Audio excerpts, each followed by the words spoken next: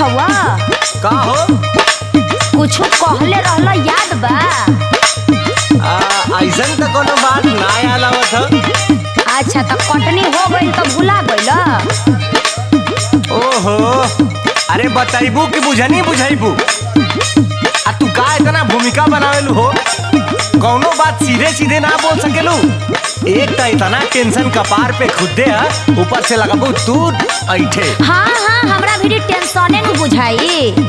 काम निकल गइल ना, नहीं याद आवता तो सुन याद करावतानी।